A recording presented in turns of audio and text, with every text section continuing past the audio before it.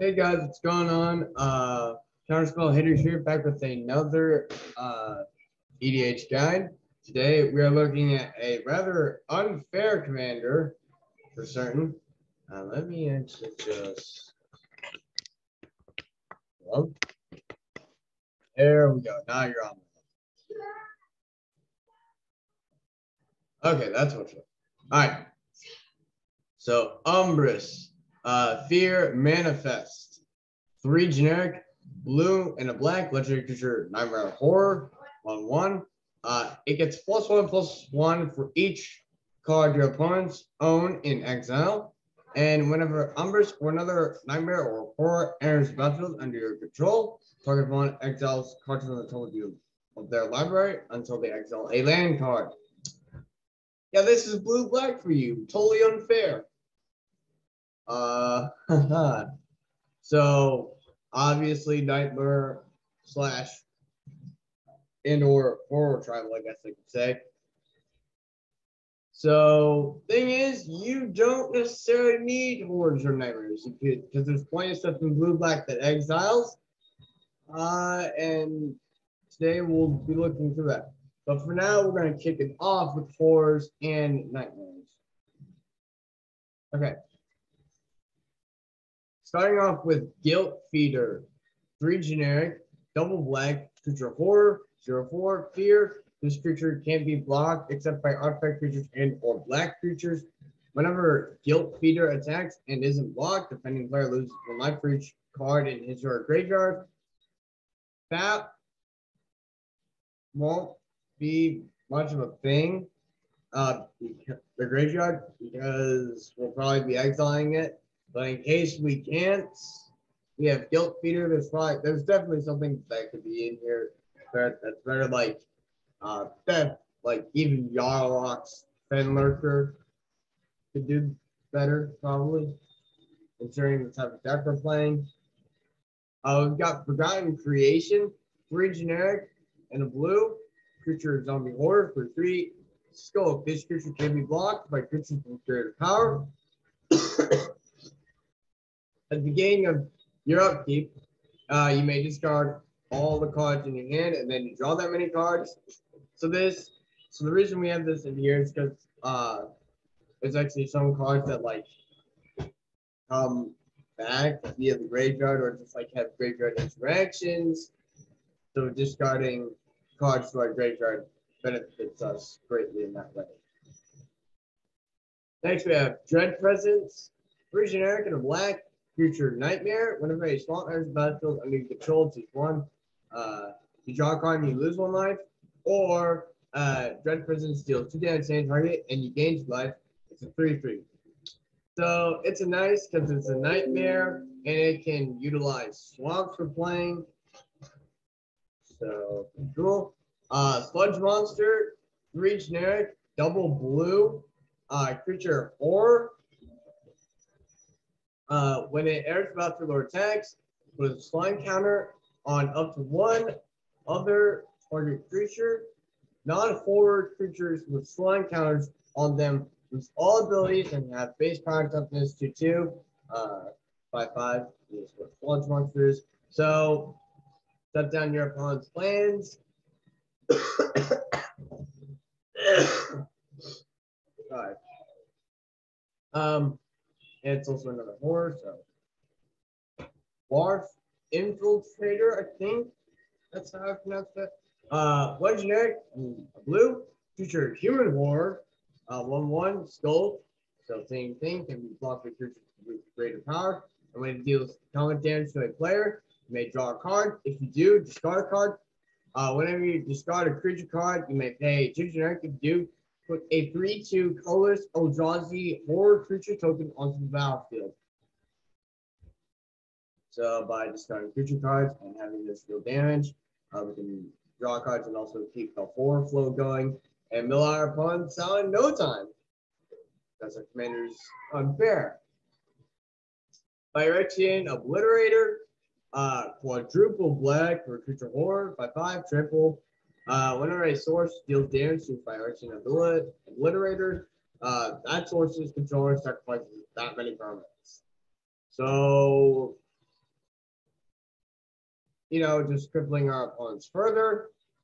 Next, we have Grim Dancer. So 1 generic, double black, creature nightmare, 2/3, and its battlefield with your choice of secret encounters on it from among minutes, death threats, and lifelink.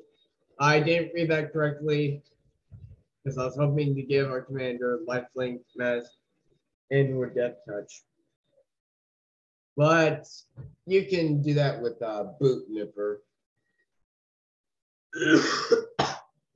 Even though it's not like a nightmare, but still it helps.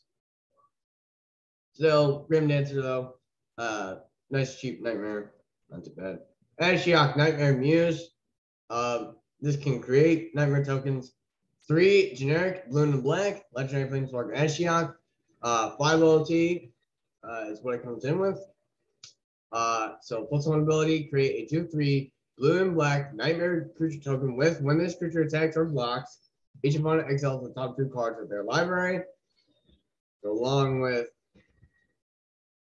Umbris, Fear Manifest's ability, triggering off when we create that token. That token also exiles the top 2 cards of our opponent's library when it attacks or blocks. -3, return target element permanent to its own hand. Then that player exiles a card from their hand. So getting cards out of your opponent's hand and into exile. Then -7, the ultimate. You may cast up to 3 face-up cards your opponents own from exile without paying their mana costs. So since we're going to be exiling a lot of cards, that can be a pretty nasty ultimate.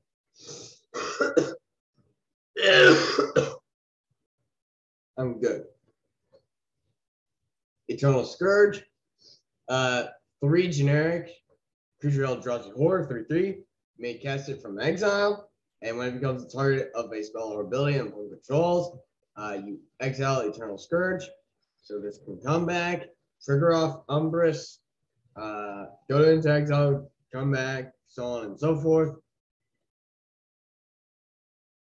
So essentially block them forever as long as your opponent keeps targeting it with stuff and it's to get rid of it.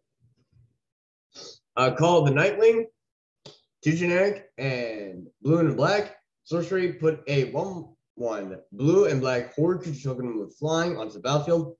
Cipher. Then you may exile this card encoded on a creature you control. Whenever that creature deals combat damage to a player, its controller may cast a copy of the encoded card without paying its mana cost. So this allows us to cast multiple Call of the Nightwings, giving us multiple horrors, possibly per turn. Maybe, depending if we have double strike or just like in a turn cycle. Ashiok, Nightmare Weaver. 1 generic, blue and black, for another planeswalker, Ashiok. 3 loyalty is what he comes in with. +2, exile top 3 cards of target opponent's library. -X, put a creature card with converted mana cost X. Exile with Ashiok, Nightmare Weaver onto the battlefield under your control. That creature is a nightmare in addition to its other types. So, pretty good. Get something nasty like a card that even proliferates to get 5 Shioks back up. And other planeswalkers you may have, or like put multiple counters on some things, or like give infect if you're going that route. Because you definitely can with this commander because of how big it's going to be. -10, though, exile all cards from all opponents' hands and graveyards, which is very scary because then we can, if we use Ashiok Nightmare, use his ultimate ability, that could be game over.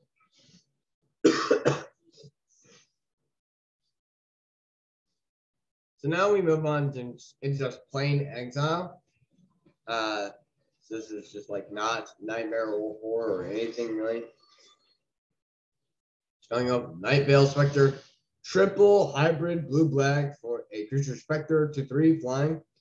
Whenever it deals combat damage to a player, that player exiles the top card of his or her library. And you may play cards exile with Night Veil Spectre. Next, we have Ulamog, the Ceaseless Hunger. 10 generic for a 10/10 legendary creature Eldrazi. And when you cast Umang, the Ceaseless Hunger, exile 2 target permanents. So right off the bat, that's 2 more. Oops. Anyways, indestructible, so gonna be hard to get rid of. And whenever Umang attacks, defending player exiles the top 20 cards of his or her library. So yeah, your Umbris is suddenly gonna become huge. If it wasn't already.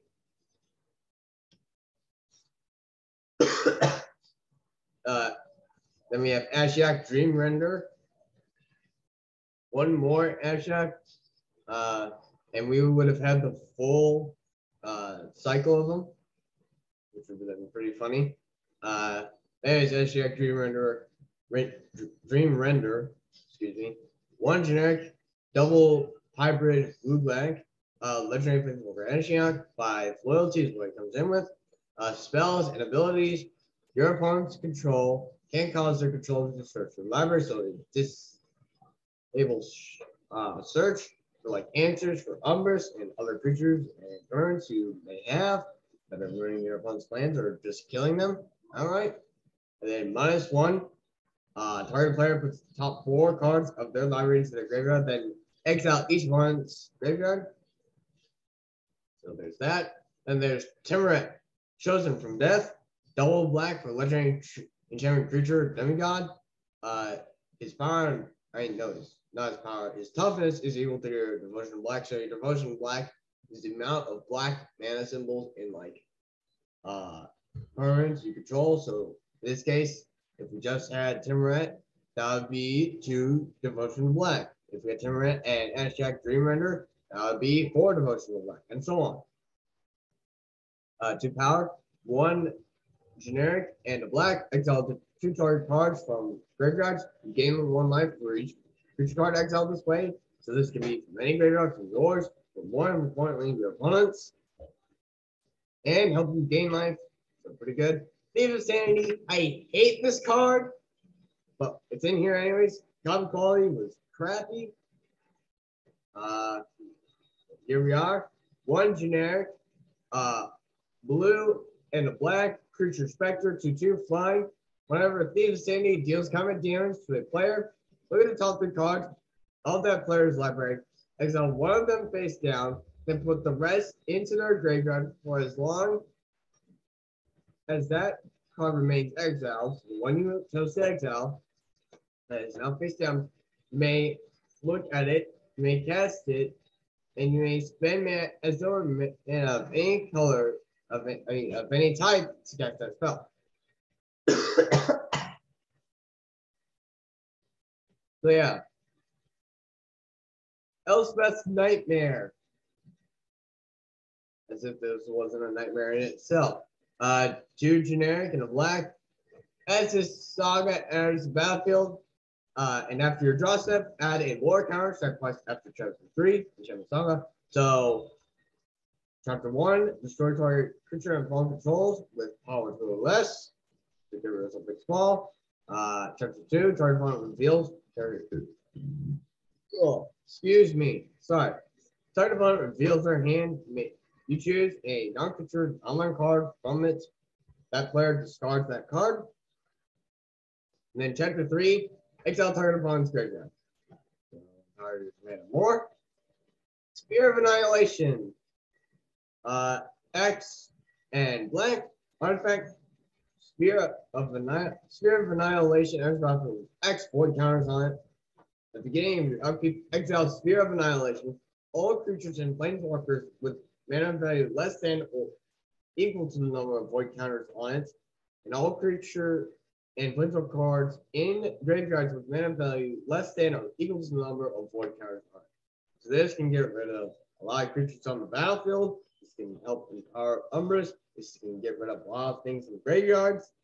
Just make sure you don't go over 5. If you have to, then you must go over 5. Just if you want to keep Umbris on the battlefield when you have him, have Sphere of Annihilation cast X is equal to 4. So note that. Go. Dofty Voidwalker, double black, Dofty Rogue creature, 3/2 shadow. This creature this creature can block or be blocked by only creatures of the shadow. Other than that, it's a no-go. If a card would be put into an opponent's graveyard from anywhere, instead exile it with a void counter. So if it would die, be milled, have to be discarded, etc. Then you can tap and sacrifice the Thoughty Voidwalker and choose an exile card an opponent owns with a void counter on it, and you may play it this turn without paying its mana cost. So you can cast something super scary. Author of Shadows, 4 generic and a black. Creature Shade Warlock.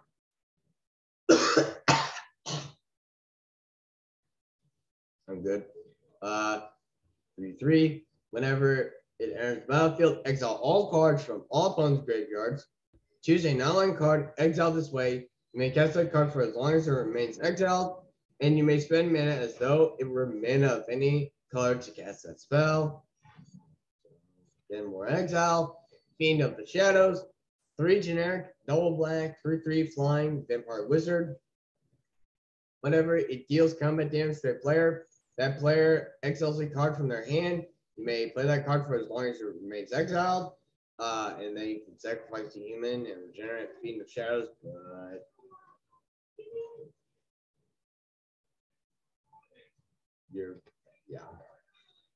Ceaseless Will, 4 generic and a black.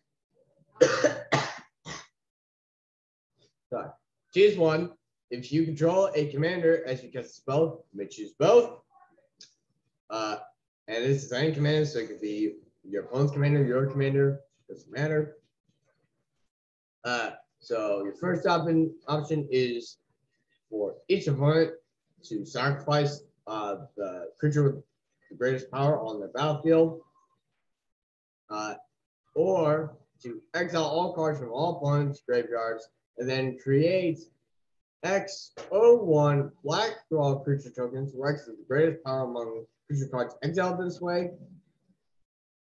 Or you can do both if you have a commander out. Or if you control a commander. Crypt Incursion, 2 generic and a black instant. Exile all creature cards from target player's graveyard. So this is yours. Your opponent's most likely though. You gain 3 life for each card exiled this way. So if your opponent was like milling themselves to like cast a Rise of the Dark Realm, you could just exile all their creature cards and just gain a bunch of life. And empower Umbris while you're at it. That'd be nice. Erebos' Intervention, X and black, instant, choose 1. Target creature gets -X until end of turn. You gain X life, so good way to remove an indestructible creature, because like I previously discussed before, a creature with 0 toughness is a creature that needs to go to the graveyard, in which case, even if a creature had indestructible, if it has 0 toughness, it still goes to the graveyard, no matter what. So this is one of the only ways you can kill an indestructible creature via -X sort of effects. The other option, though, is to exile to twice X target cards from graveyards. This could be yours, your opponent's. And it's just twice X, so you won't have to pay much to exile much from your opponent's graveyard. And empower Umbris, so this will be pretty easy. And considering that blue and black normally do not ramp like land-wise, but really more artifacts are like Cabal, we call Cabal Coffers combo, which is where you play Cabal Coffers and you have 2 Herbivore, 2 Yawgmoth out, making all lands on the battlefield swamps in addition to other types, and then you have Cabal Coffers tap to add a black mana to mana pool for each swamp you control. Anyways, that's beside the point right now. Let's But the point is that you wouldn't have to pay much to empower your commander and get rid of some potentially nasty cards that your opponents can get back.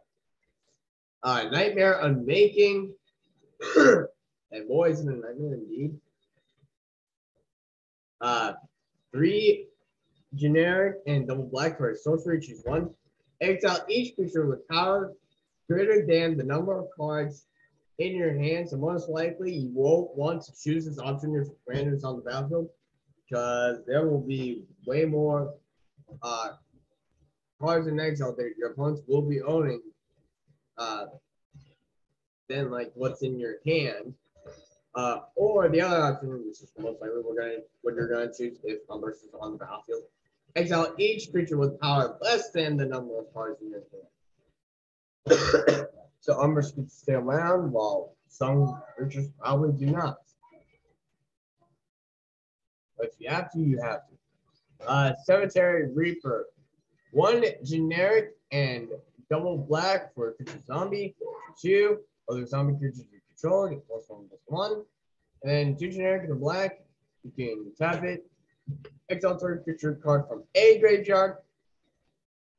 And put a 2/2 black zombie creature token onto the battlefield. Nice. Leyline of the Void. 2 generic, double black. Enchantment. If Leyline of the Void is in your opening hand, you may begin the game with it on the battlefield. So pretty nice because if a card would be put into an opponent's graveyard from anywhere, exile it instead. So mill, discard, sacrifice, dying, like I said.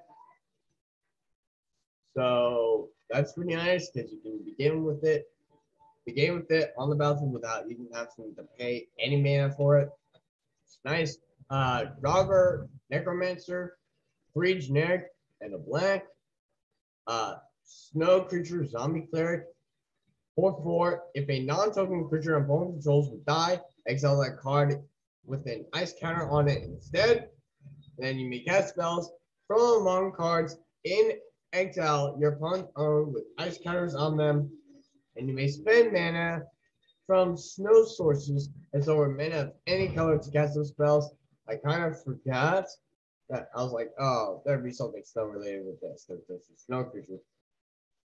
But yeah, I forgot you can use snow mana, mana from snow sources as any type of mana in this case to cast those spells. Like if you're running Dogger Necromancer, definitely run some Snowlands in there. Other than that, it'll be fine. Because the exile is anyways. Stitcher Girlath, 3 generic, double blue, legendary creature, human wizard, 4. 2 generic and a blue.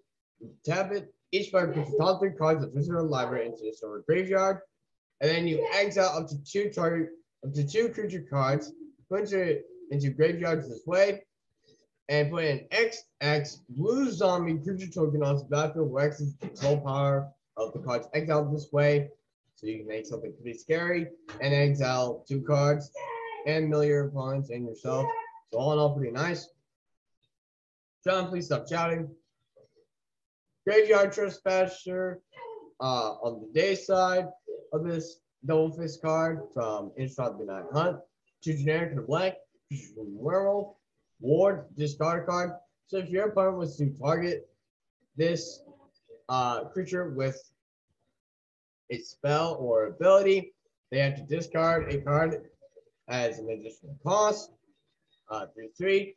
Whenever Graveyard Trespasser enters battlefield or attacks, exile up to 1 target card from a graveyard.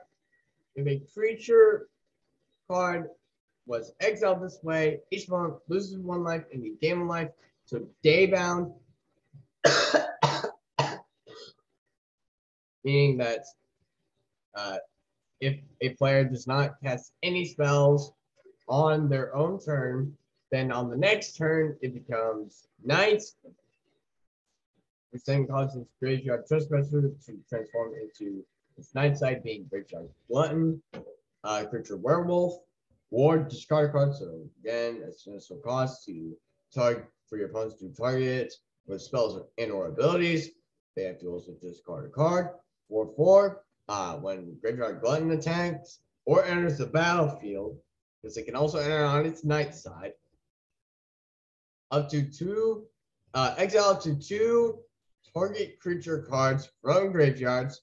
For each creature, 2 target cards from graveyards. For each creature card exiled this way, each one loses 1 life and you gain 1 life. So nice way, like I said, to gain life back and make your opponents lose life and empower Umbris. All in all. Cemetery Desecrator. 4 generic double black creature zombie, 4/4 menace. When it enters battlefield or dies, exile another card from a graveyard. When you do, choose 1. So your first option is to remove X counters from target permanent, where X is the mana value of the exiled card. So this can be from a planeswalker, from a creature, from an artifact, enchantments, blah blah blah. Or your other option, target creature and opponent controls gets -X/-6 until in turn, where X is the mana value of the exiled card. So all in all, pretty nice. Gets you 2 cards exiled, probably from your opponent's graveyard out of the deal, but still, nice way to utilize them being exiled. Kalitos, Trader of Get, I think. 2 generic, double black, legendary creature, Vampire Warrior, lifelink, 3/4. If a non-token creature on opponent controls would die, instead exile that card and put a 2/2 black summon creature token onto the battlefield. And for 2 generic and a black, you can sacrifice another vampire or zombie and put 2 plus counters on Kalitos, Trader of Get. So, exile, Ona, Queen of the Fae. 3 generic, triple hybrid blue-black, legendary creature, fairy wizard, flying, 5/5. And then for X and hybrid blue-black, which I forgot to mention if you don't know, hybrid colors, so they're like, you can pay one color or the other. So in this case, it's blue or black. Choose a color. Target opponent exiles the top X cards of their library. For each card of the chosen color exiled this way, create a 1/1 blue and black fairy rogue creature token with flying. And this includes land cards. So if you choose blue and they exile islands, that will count as a blue card. So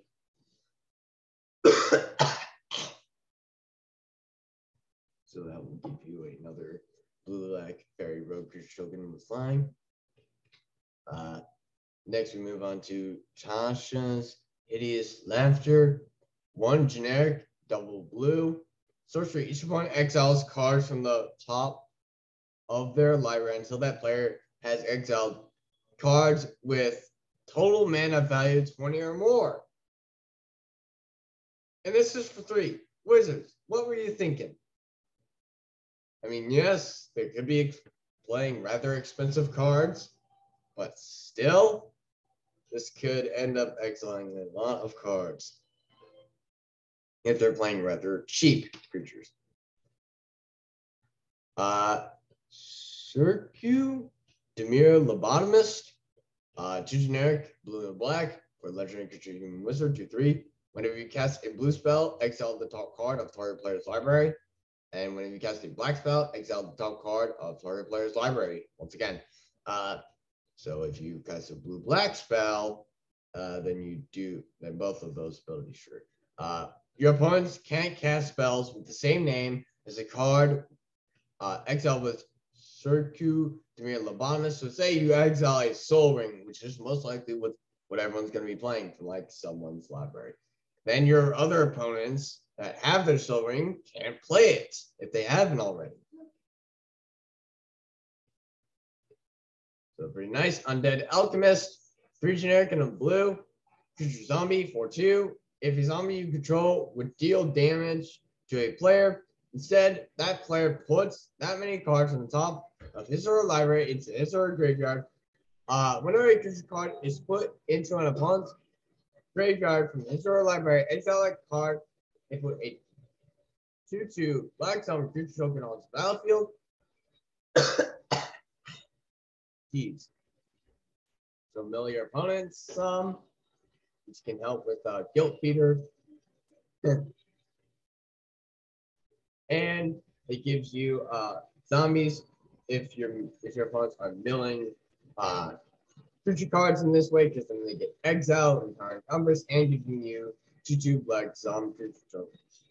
That's more zombies to feed into the plan that Undead Alchemist has in mind. Well, not in mind, but you know what I mean. Because it doesn't have a brain. Jace, the Mind Sculptor, he does, however. Like a really big one. Anyways, enough of this. 2 generic, double blue, legendary planeswalker Jace. 3 loyalty is what he comes in with. +2 loyalty. Look at the top card of target player's library. You may put that card on the bottom of that player's library. So can control your opponents and what they're drawing. If they're about to draw something like a Fairyhood Behemoth and they've got like 1 million creatures, put it on the bottom. If it's on the top, that is, of your library. 0, draw 3 cards, then put 2 cards from your hand on top of your library in any order. So like this would be something good for like Miracle. -1, return target creature that's on his hand. So you can return a nightmare or horror non-token creature to your hand. So then you can play it again, triggering off Umbris, the most unfair commander I've seen in my life. And you know, yeah. But then there's the scary ultimates, probably the most scary thing you could do, which is -12, exile cards from target player's library. Then that player shuffles his or her hand into his or her library.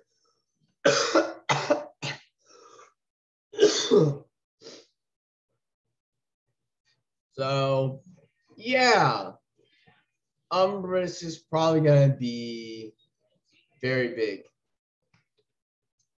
Cemetery Illuminator feeds off of this because for 1 generic and double blue, creature spirit flying 2/3. When it enters the battlefield or attacks, exile a card from a graveyard. So this could be from yours, your opponent's, etc.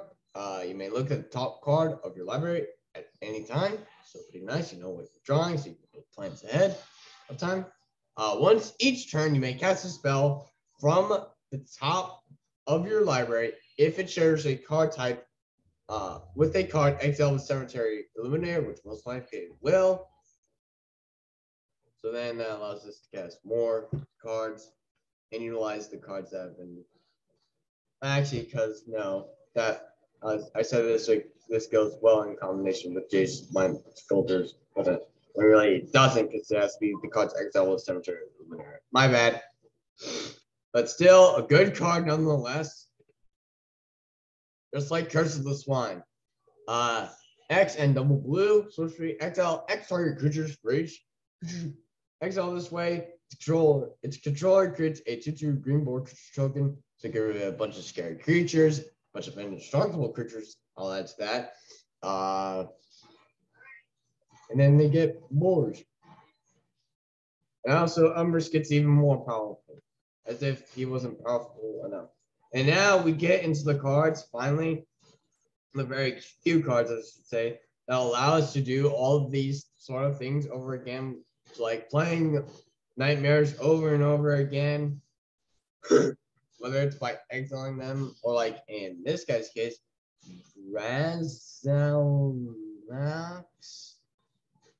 If Scholar? I think I pronounced that right. 1 generic, double blue, legendary creature of horror. Mind you, this is still a horror trouble commander. Horror and or nightmare trouble, I should say.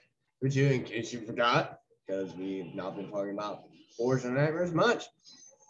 But whenever a creature you control becomes blocked, you may return to its owner's hand. In which case you probably will, because then you can play it again and make Umbris even more stupidly overpowered. Whenever one more creature you control deal combat damage, though, to a player, draw a card. So it's either card draw or you get to do that whole thing again with Umbris. Which, to remind you, that is, I'll read it. Whenever Umbris or another nightmare or horror enters the battlefield under your control, target opponent exiles cards from the top of their library until they exile a land card. And that is until they exile a land card. So keep in mind, if they have like lands at the bottom, they're going to be gone fast. And this hurts them because it's hurting their ramp they may need. Avengeful Scab, 5 generic and a blue creature zombie horror. So another one.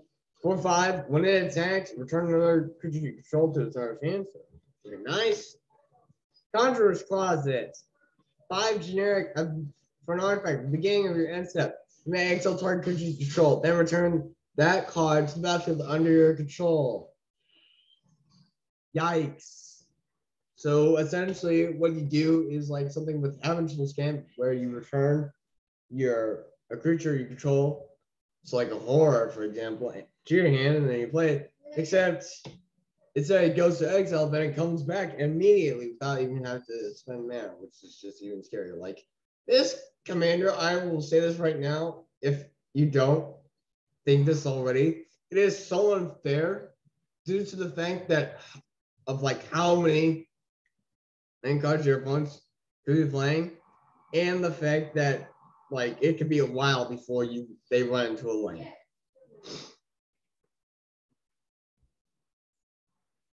Is this the blue-black apocalypse? Hello? Strionic Resonator, 2 generic for an artifact. This is getting ridiculous. Because for 2 generic, you can tap and copy target triggered ability you control. You may choose to charge the copy. The triggered ability uses the words whenever, at, or when. And our commander just so happens to use that word in one of its abilities, making it a triggered ability, meaning we can copy it and do the whole exile thing again. So, yeah. Blue-black. Who knows? They may become even more powered than green. The Scarab God. 3 generic. Blue and black. Legendary creature god to make this even more ridiculous. 5/5 at the beginning of your upkeep. Each one loses X life and you scry X for X number of zombies you control. And then for 2 generic, blue and black, exile target creature from a graveyard. Create a token that's a copy of it, except it's a 4/4 black zombie. So you're exiling the OG. Empowering Umbris a little bit, but also you're getting a copy of that creature card, and it can be from your graveyard. Meaning it's probably going to be a nightmare. So then you're going to exile a lot more cards from the top of your opponent's library. And when Scarab God dies, return it to its owner's hand at the beginning of the next instant, so this can come back. So this is a card that comes back itself. It's Greylash Masterpiece, 3 generic for and double blue. For a creature zombie horror, 7/7. Flying, it gets -1/-1 for each card in your hand. So Forgotten Creation also comes in handy here. And then for 3 generic and a blue, discard 3 cards. Return Greylash Masterpiece from your graveyard to the battlefield tapped. So then do the whole horror thing again, which results in Umbris exiling cards from target opponent's library until they exile a land card. Because this is also a horror in addition to being a zombie. Then we have the Lithium form engine, making this even more insane. Because for 4 generics, it's a legendary artifact. It has 3 abilities. 2, tap it, copy target activated or triggered ability you control. So again, it's just like Strionic Resonator, except it costs 2 more, but it gets even worse. You may choose to charge the copy by the way, because you don't know. So actually, you don't have to choose the same bone. You can choose 2, which makes it even worse because then you're just gonna kill more people. Like wizards, what were you thinking? Oh dear. Sorry. 3 generic, you can tap a copy target insert fortress spell you control may choose new targets with the copy. We have a decent amount of instant sorceries in here, but what we're really looking at is to tap copy target permanent spell you control, meaning that a token as a copy of that permanent is created. Meaning you get twice the amount of horrors or nightmares. Yay. Next, there's Nightmare Shepherd.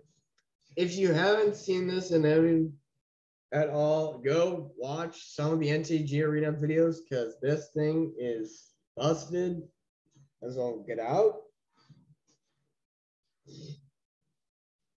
Like, this is seriously scary.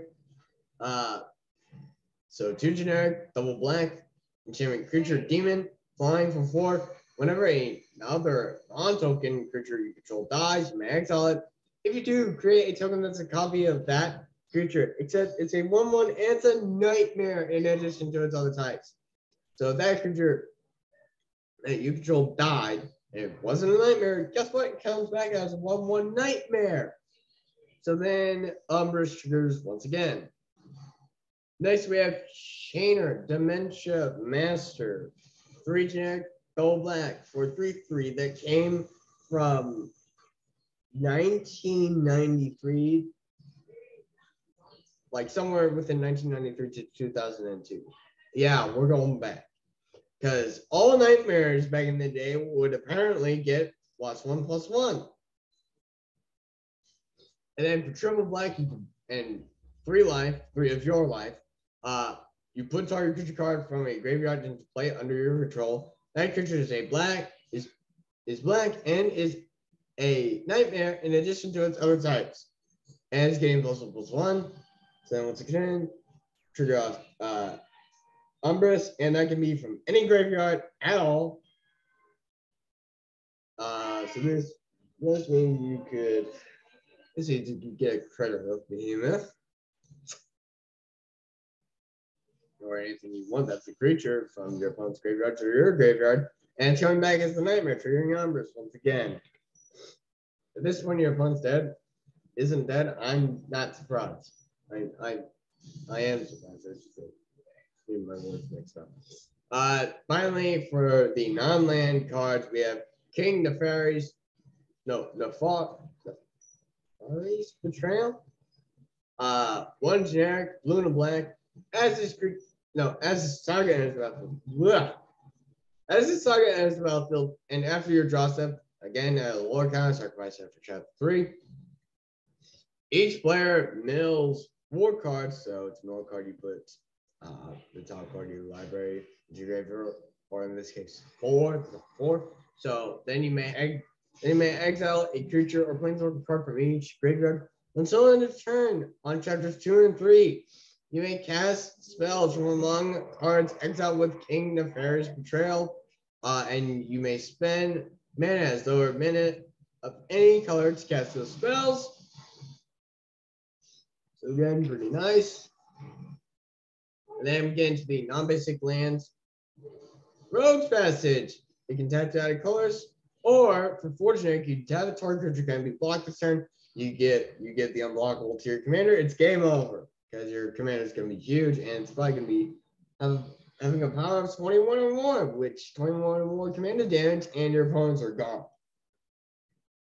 Myriad Landscape. Myriad Landscape is about to tap, and you can tap it to add colors once it's untapped, or for 2 generic, you can sacrifice it, and you can search your library or fetch for up to 2 basic land cards that share a land type, put them onto the battlefield tapped, and then shuffle your library. Bajuka Bog, land enters battlefield tapped. When it enters battlefield, you exile all cards from the target player's graveyard, and it can tap to add black. So again, more exile. Mirror Pool, enters battlefield tapped, can tap to add colors.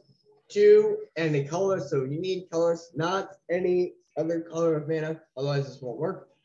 And then you tap it, sacrifice it, copy target, insert sorcery spell you control. You may choose your target for the copy. Like I said, we have a decent amount, but probably not enough to work to make this ability worth it. However, for 4 generic and a colors, you can tap it, sacrifice Mirror Pool, Put a token on the battlefield that is a copy of target creature you control. So once again, that is another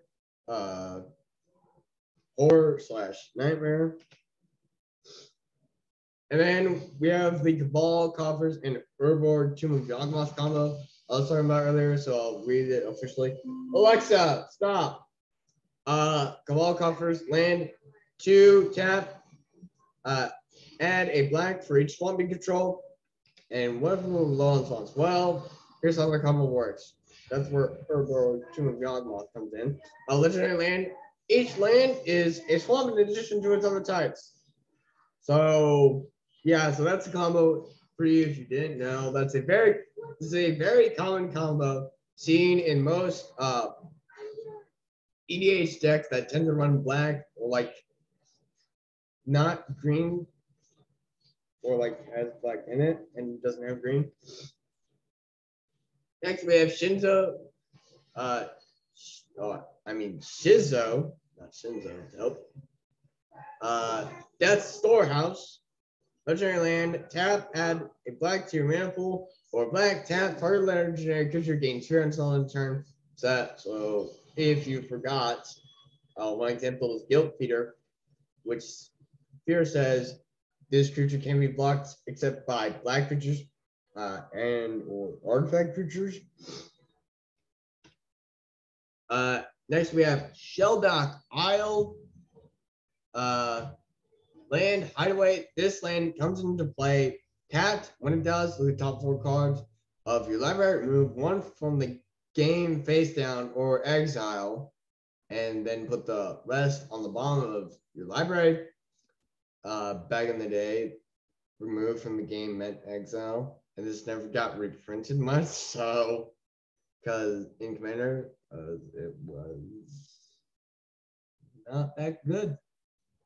Unfortunately, because of how its hideaway was used. You can tap to add a blue, or for blue, you can tap it and play the remove card without paying its mana cost if a library has 20 or fewer cards in it, which most likely it will with how much we are, how many cards we're getting rid of in our opponent's library. So that's nice. Dimir Aqueduct's ramp. That's about tapped, and when it does, you return a land you control to its owner's hand, and then once it's untapped, you can tap it to add a blue and a black to your mana pool. So nice. Bondage Enclave. The reason I put this in here is for its ability, because it can tap color, so it will work on mirror pool, first of all. Second of all, 3 generic, tap, draw a card, activate this ability only if you control a creature with power 4 or greater. And most likely, Umbris is going to be way more than 4 power. He's going to have way more than 4 power, I should say. So that's pretty nice. And then 20 islands, basic islands, I should say, or snow lands. If you're running like snow cards like Jogger Necromancer, and 20 basic swamps or basic snow swamps. Snow covered, I should say. Snow covered islands and snow covered swamps. Anyways, that is it for like the most unfair commander you've probably seen in your life. If you like this, please like and subscribe for more. Don't forget to share this video with others and to hit the notification bell for more unfair commanders like these. Keep doing those things. Lost myself there for a second. Anyways, this has been the most unfair commander, Umbris, Fear Manifest.